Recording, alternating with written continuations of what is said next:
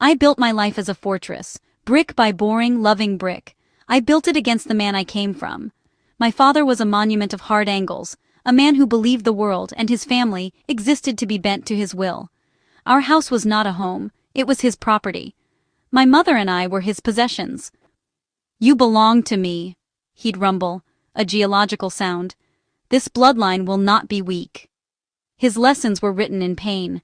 A B+ was met with the sting of his belt. A lesson not in arithmetic, but in the metallic taste of blood and shame. Wanting to quit soccer meant a locked pantry. "The strong eat," he'd say, cutting into his steak while I watched. I learned. I stopped getting B's. I didn't quit the team. My mother was a ghost in the making, her softness eroded by years of muffled thumps from their bedroom. When I was 16, she fled, leaving me as the sole focus of his forging fire. The day I turned 21, I walked out. He stood on the porch, a column of coiled rage. "The world will break you," he said. "You'll come crawling back. You can't escape what you are." I made a holy vow then. I would be the opposite. Kind. Gentle.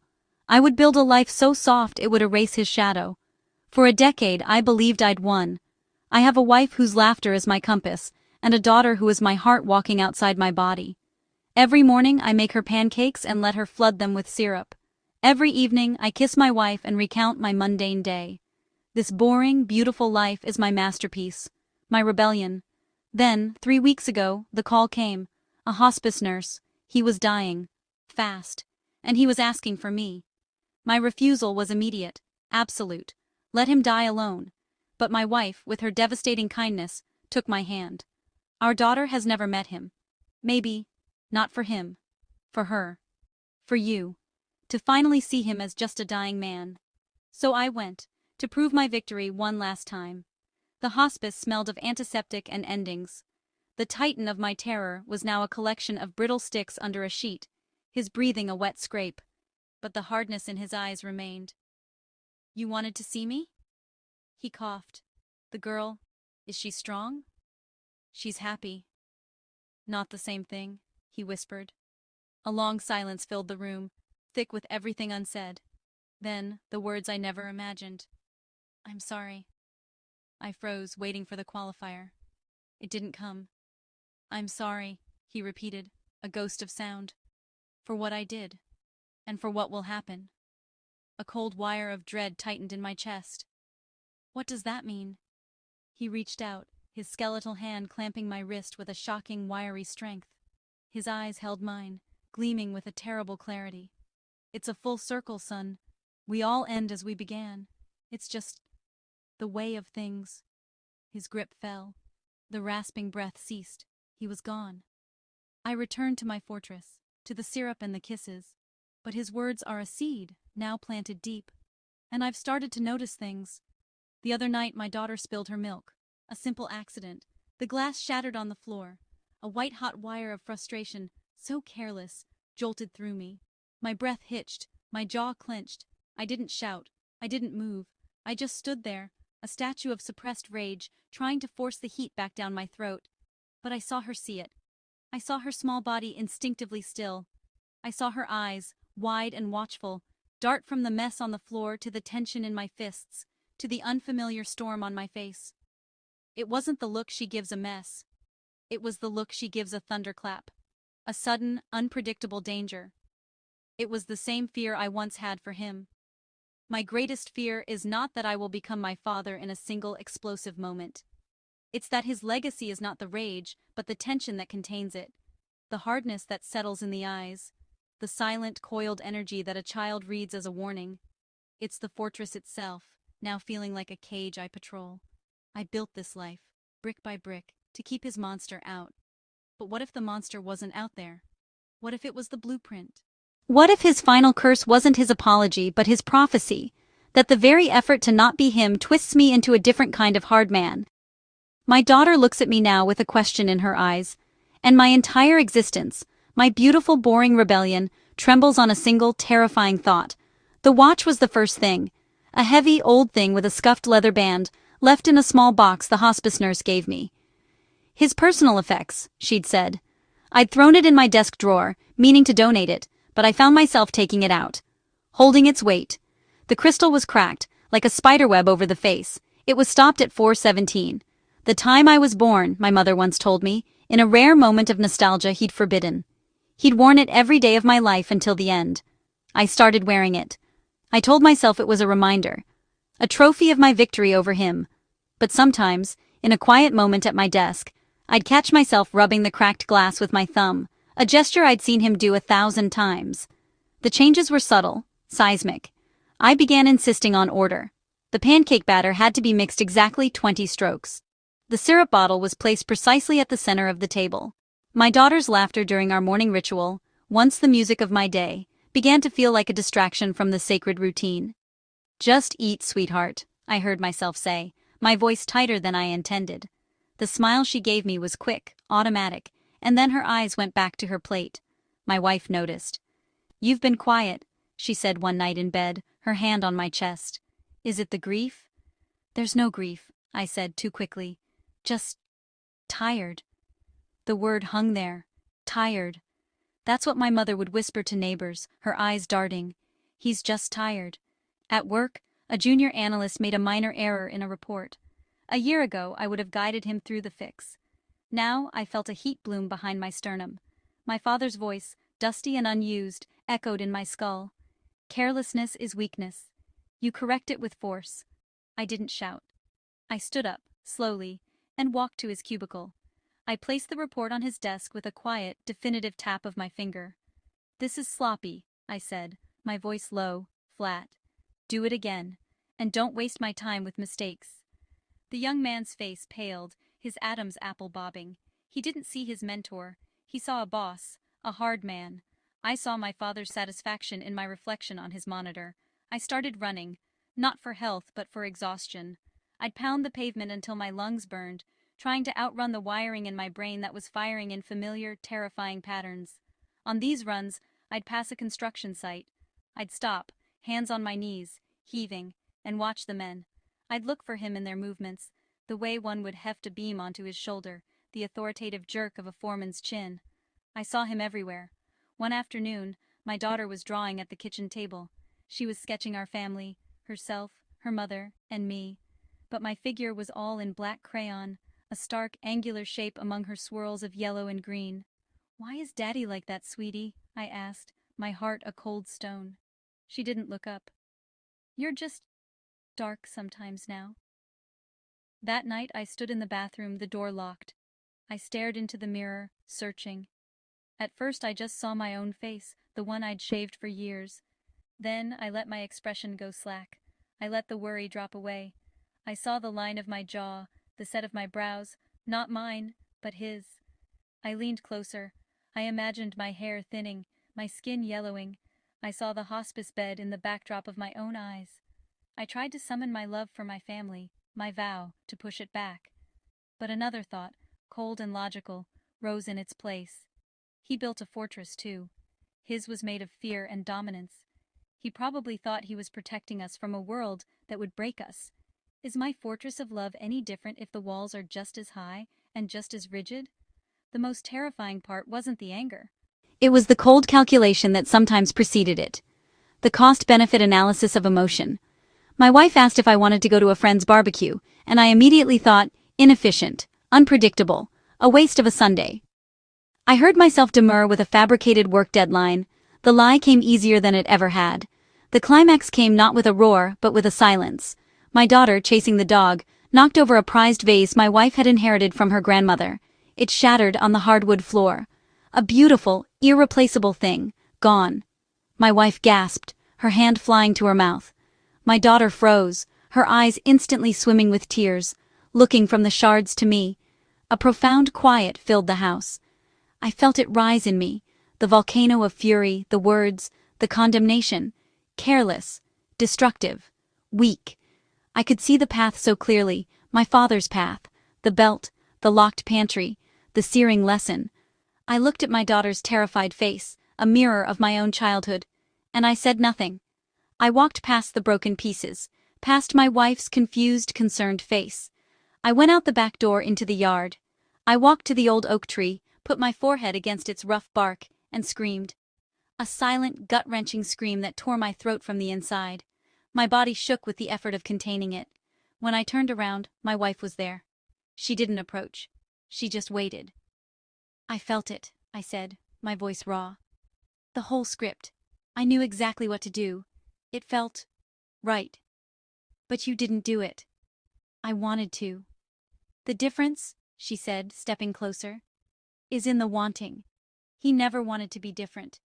You are fighting a war he didn't even know existed." I went back inside. My daughter was still standing by the mess, trembling. I knelt, the cracked face of my father's watch digging into my wrist. I didn't hug her. I knew my touch might feel like a threat. "It was an accident," I said, forcing the words through the rigid clamp of my jaw. "Accidents happen. Go get the dustpan, please. We'll clean it up together." She moved, relieved, but still cautious. As she passed, she glanced at the watch on my wrist, then quickly looked away, as if it were a snake.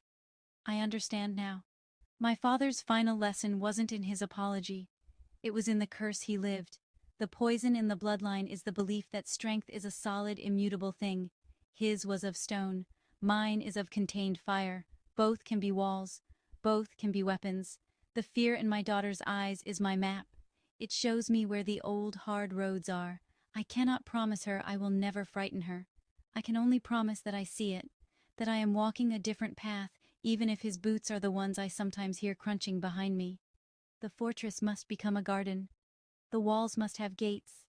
And I must learn, day by painful day, that true strength isn't in never breaking, but in telling your daughter, with a voice that still sometimes shakes, "I'm sorry I got dark.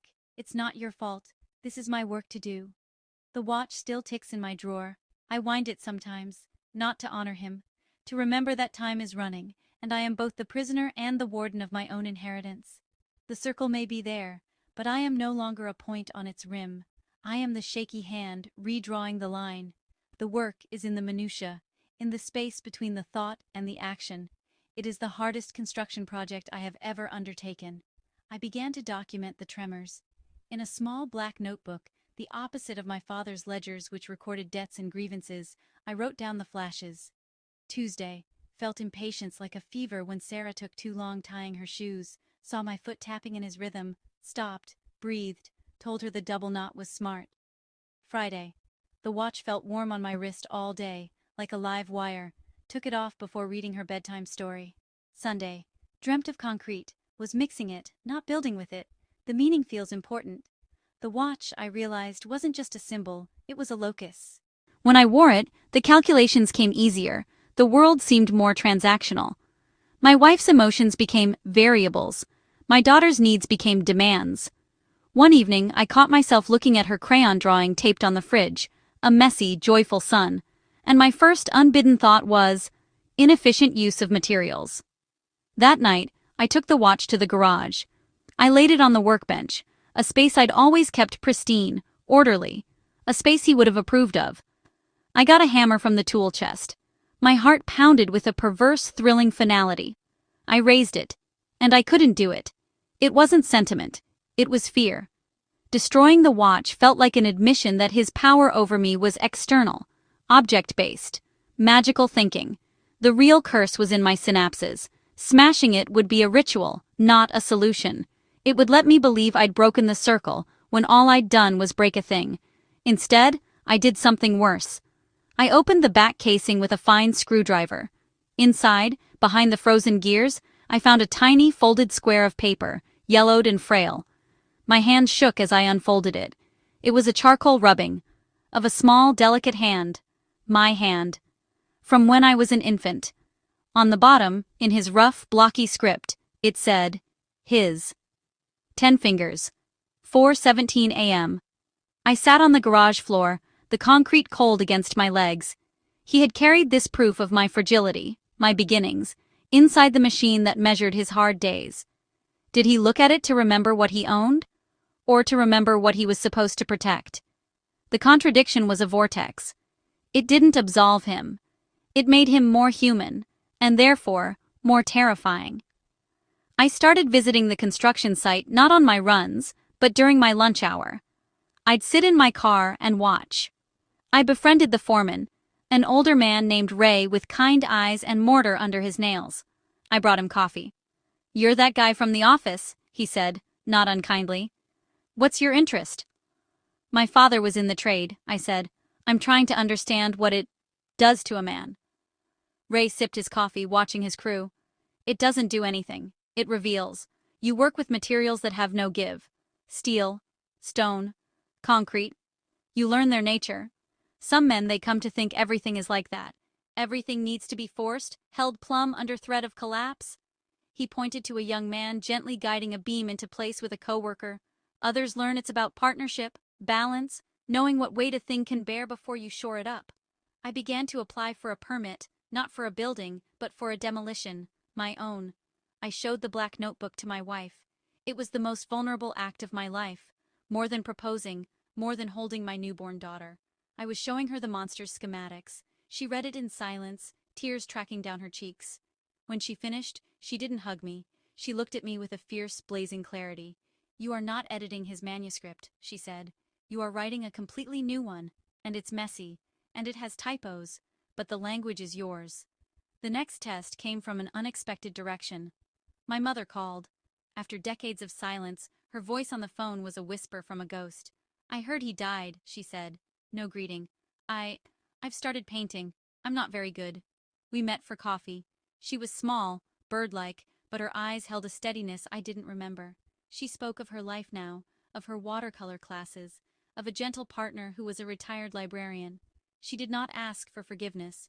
She spoke of her own fortress, built after her escape, made of quiet and peace. As we parted, she took my hand, not the grip of a victim, but the press of a fellow survivor. "I see him in the set of your shoulders," she said bluntly. "But I see you in the way you hesitate before you speak now.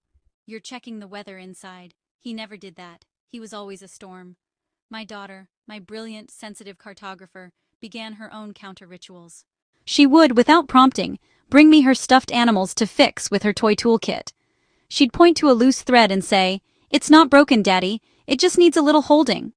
One morning, she took the watch from my nightstand while I slept and drew a tiny smiling sun in green marker on the cracked crystal, defacing the relic. Not with anger, but with a claim of her own. The final breakthrough was not a moment of peace, but a moment of shared rage. A neighbor's dog, poorly trained, snapped at Sarah in the park.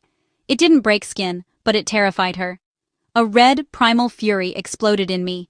It was clean, clear, and utterly different from the coiled, resentful anger I'd been fighting. This was protective. This was for someone, not against them. I confronted the neighbor. My voice was low, steel cold, every word a measured brick. I saw him shrink back. I saw the fear in his eyes.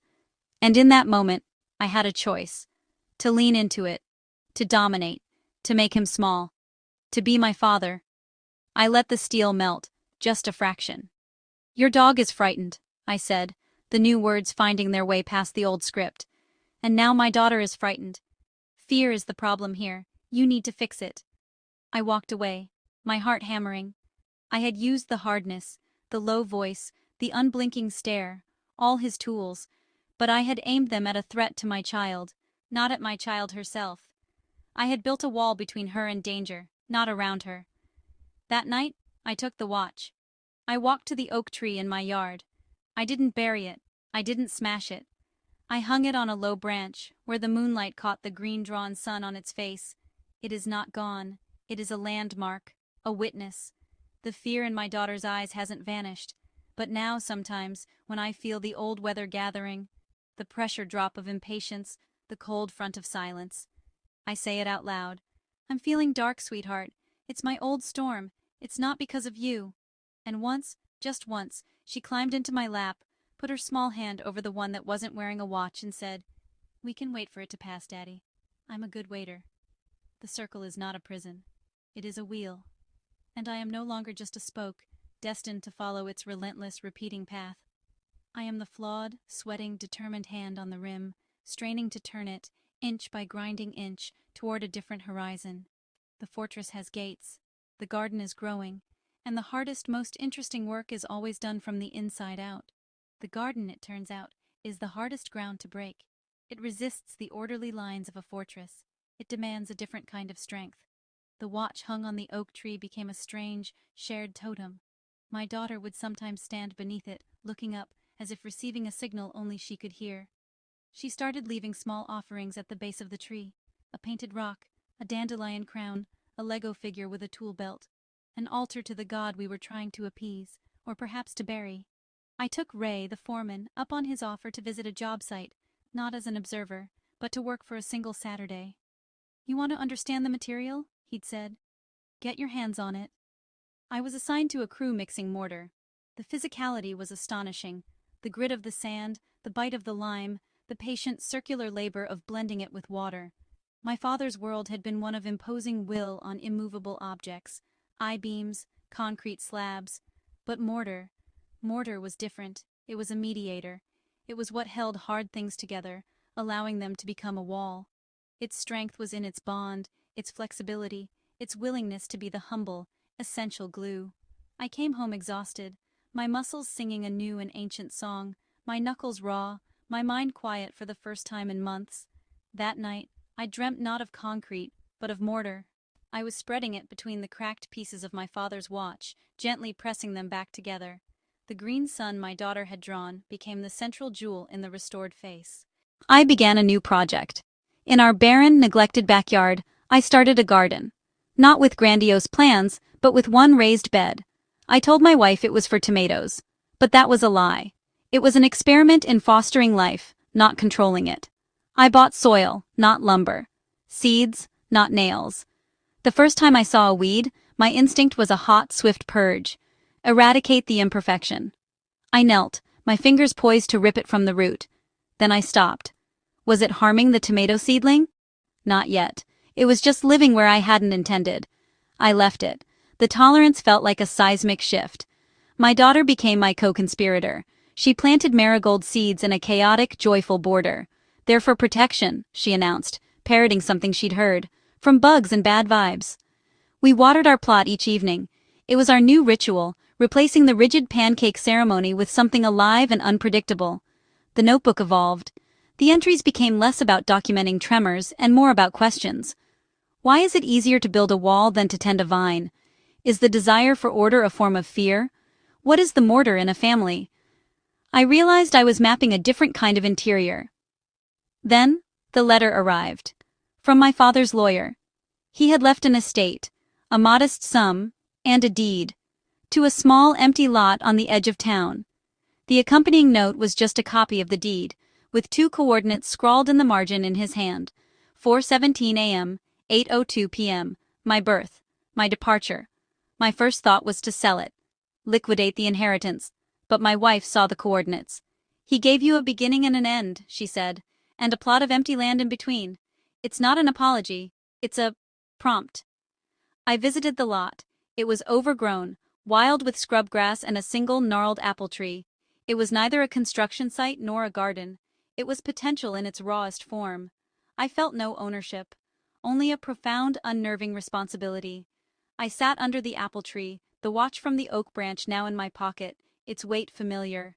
I finally understood the true nature of the circle. It wasn't a loop I was doomed to travel.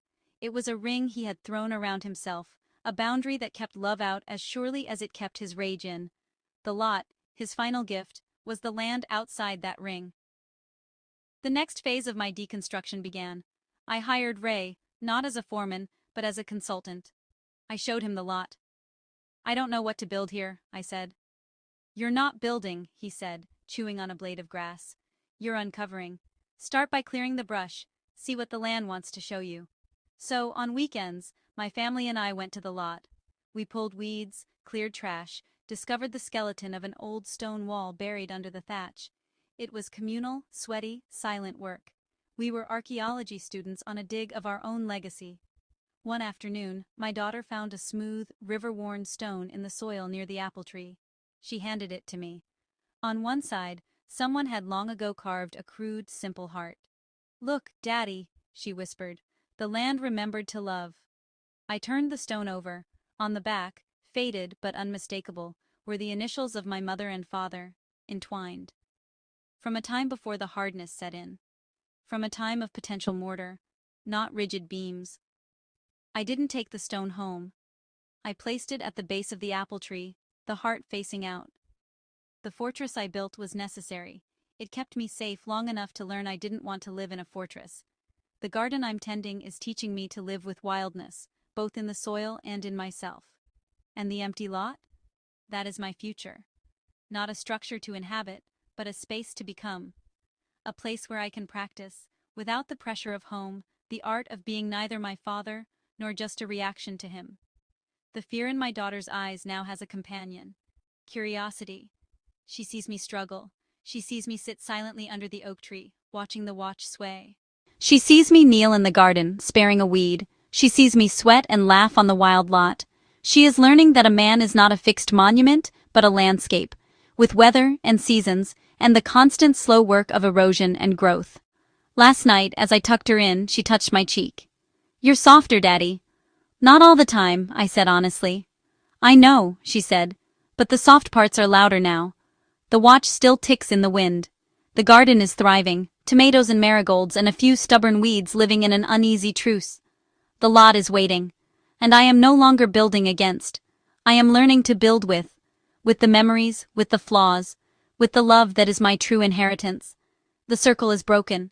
The line, however shaky, is now my own." The soft parts grew louder, but they did not silence the old architecture. The self is a palimpsest. The old blueprints are still there, etched beneath the new watercolors. I learned this not in a crisis, but in the quiet middle of an ordinary Tuesday. My daughter Sarah turned 10. A decade of my vigilant, fearful love. She asked for a treehouse. Not in our sturdy, forgiving oak, but in the gnarled apple tree on the wild lot. The tree that grew from the heart-carved stone. The request sent a jolt through my system, a cascade of old protocols. Height, risk, nails, splinters, gravity. My father's voice, a dusty subroutine, provided a cost analysis of potential harm. Foolish, unnecessary, a weak indulgence. But I had learned to let the subroutine run without executing the command. I watched the hope in her eyes, which was not a demand, but an invitation to co-create. "Let's design it together," I said, the words a conscious bypass of the old circuitry. "But we build it with Ray. We respect the tree." The project became our new lexicon. We pored over plans not of fortresses, but of a lightweight nest. We chose brackets that would hold without biting deep into the old wood. We sanded every board to a satin finish. Ray oversaw, his presence a calming testament to balance. My role was not foreman, but steward. I held the ladder. I handed up tools. I learned to say, "Your way looks better," when her design diverged from mine. During the build, I found a second stone near the roots. This one had a single word carved into it, worn smooth by time and rain: bloom. I showed it to Sarah. She held it in her palm, her face serious. "It's a command," she said. Then she corrected herself. "No, it's a reminder. For the tree, and for us." The treehouse became a place of astonishing quiet. It was there, swaying gently in the spring breeze, that Sarah told me about the boy at school who called her too intense. I felt the old firelight in my gut, the possessive, corrective rage. I will fix this. I will set him straight. But I stayed quiet. I listened. And instead of drafting a battle plan, I asked, "What does your intensity feel like?" She described it as a buzzing, a need to know everything about clouds, or ancient Egypt, or the life cycle of the apple tree beneath us. "It's not a bad buzzing," she said, "but it frightens some people." I knew that buzzing. I had called it the storm. I had treated it as a hostile weather system to be contained. She was learning to harness hers as a source of power. I was taught to be frightened of my buzzing, too, I confessed, a monumental admission. I was taught to see it as a flaw. But it's just energy. It can build a prison, or— I gestured to the open windows of the treehouse, the view of the sky. "It can build this. The trick is learning where to direct it." The treehouse was completed on the anniversary of my father's death. We had a picnic in the sky, my wife Sarah and I. We didn't speak of him, but his absence was the fourth presence, the negative space that had shaped everything. Later alone, I took the cracked watch from my pocket. I hadn't worn it in years, but I still carried it, a kind of psychic ballast. I climbed the treehouse and fastened it to a central beam, our own sacred keystone. It was no longer a warning or a relic. It was a foundation stone, the first flawed brick upon which this airy, improbable thing was built. My work turned inward again, deeper. I started to excavate the parts of him that were not monstrous, but simply lost. The capacity for endurance, the clarity of vision, the relentless work ethic. These traits, in the toxic ecosystem of his sphere, had mutated into cruelty and control. But stripped of that context, they were just tools. I could use endurance to sit with my wife's sadness without rushing to fix it. I could use clarity to see my own triggers with unflinching honesty. I could use relentlessness to water the garden, to show up day after day. I began writing letters to him. Not letters I would send, but dialogues with the ghost. Today I pruned the apple tree. I thought of you. I used the saw you left me. I made clean cuts so the tree wouldn't get sick. Did you ever think you were pruning me? Or were you just wielding the saw, blind to the infection you were causing? Sarah built a model rocket. It veered off and smashed against the garage. My first thought was a clean, cold anger at the waste. My second was your voice. Careless. My third was my own. The trajectory was wrong. The design was bold. Next time, we factor for wind. We, not you. The most profound change was the most subtle. I began to forgive my mother not just for leaving, but for staying as long as she did. I saw her not as a traitor or a ghost, but as a fellow prisoner who found a different escape route. We talk more now. She sends me photos of her paintings. Wild, overflowing gardens, nothing like the sterile house she tended for him. We are both learning to cultivate life. Last week, a storm hit. A real one. Wind shearing branches, rain like bullets. In the morning, we went to the lot, fearing the worst. The treehouse had held. It was soaked, but sound. The apple tree had lost a limb, but it was an old, dead one we had missed. The watch on the beam was dripping, the green sun slightly blurred but smiling on. Sarah scrambled up. I followed. We sat in the damp silence, listening to the water drip from the leaves. She pointed to a spot on the floor where the rain had seeped in, creating a dark, star-shaped stain. "We should fix that," she said. "Yes," I agreed. "But it's kind of beautiful," she added. "It's a record of the storm." I looked at her, this young person who was neither a continuation of my line nor a reaction to it, but her own distinct, vibrant story. She could hold two truths at once. The thing needed repair, and the damage was beautiful. It was a wisdom beyond any I had fought for. The fortress is gone, fully deconstructed. Its materials were repurposed into a treehouse and compost for the garden. The garden itself is spilling over its borders, a little wild, gloriously productive. The lot is no longer empty. It holds a treehouse, a thriving apple tree, and a small, stone-lined fire pit where we tell stories. And I am no longer a builder, or a gardener, or a warden. I am a custodian. Of memory, of legacy, of this fragile, fierce, buzzing love. The circle is not just broken, it has been grown out of. The roots of the new tree have cracked its circumference. My father's voice is now just one of the many winds in the branches, sometimes a cold gust, sometimes just a sigh. I listen. I note its direction, and then I turn my face, consciously, toward the warmer breeze. The work is not finished. It is iterative. But the blueprint is now my own design, and it is drawn in pencil, with a generous, forgiving eraser close at hand. The final, interesting element of myself I have discovered is this. I am not afraid of the dark parts anymore. I have learned to see in the dark, and in that depth I have found not a monster, but the rich, fertile soil from which everything good eventually grows.